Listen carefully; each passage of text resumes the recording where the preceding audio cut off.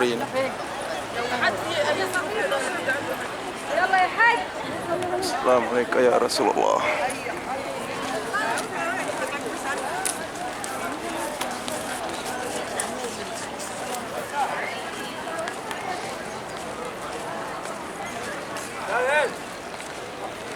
Nama tahu sudah. Paling 150 meter ke jalan tanah air. Numak din. Numak din si Payah.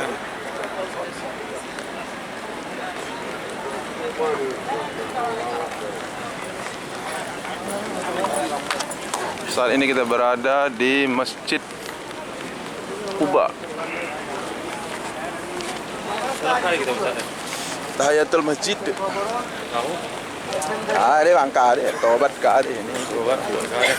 Salat duha.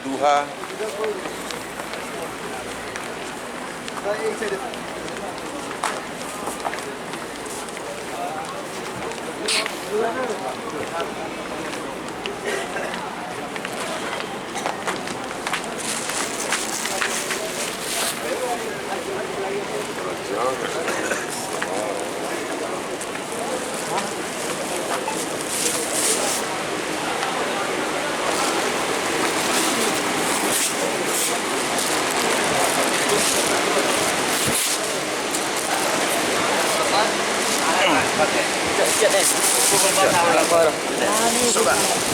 Belum dah. Enggak ada kontak macam ni. Ingat mana? Kebanyakan. Dikit. Paham eh? Juga pada tadi.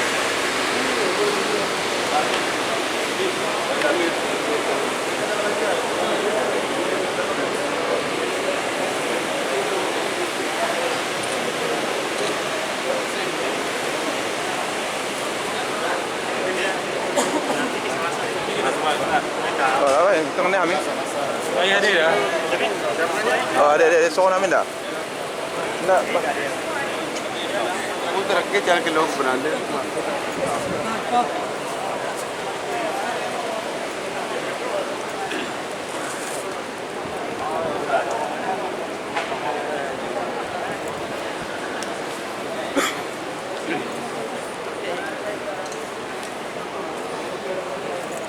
Bayang dah jadi masjid.